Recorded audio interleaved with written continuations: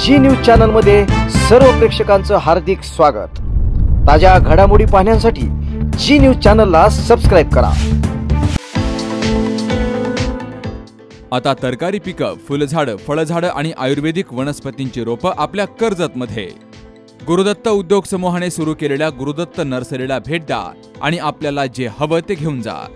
शेतकरी बांधवांसाठी सर्व प्रकारची तरकारी पिकांची रोपं, त्याचबरोबर आकर्षक फुलझाडं, फळझाडं, घरांच्या इंडोर आणि आउटडोर सजावटीसाठी झाडं, तसेच औषधी वनस्पती मिळण्याचं खात्रीशीर ठिकाण म्हणजेच गुरुदत्त नर्सरी। एवढंच नाही तर शेतकऱ्यांच्या मालाला योग्य भाव देण्यासाठी लिंबू खरेदी केंद्रही सुरू। मग वाट कसली बघताय?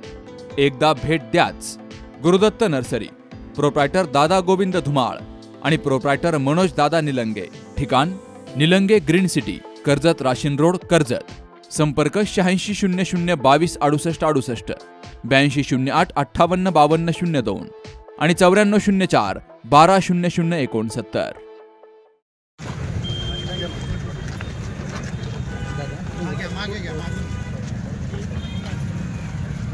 वही देश में राज करेगा, जो हिंदू हित की बात करेगा, वही देश में राज करेगा।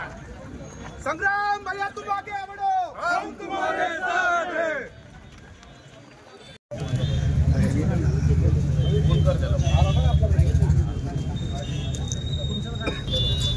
आला है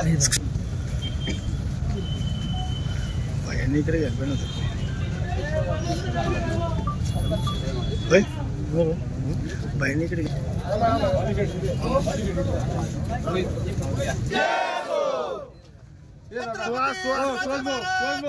जय भवानी, जय शिवाजी, जय भवानी, जय शिवाजी, अण्णाभाऊ साठेंचा जय श्रीराम, जय श्रीराम, जय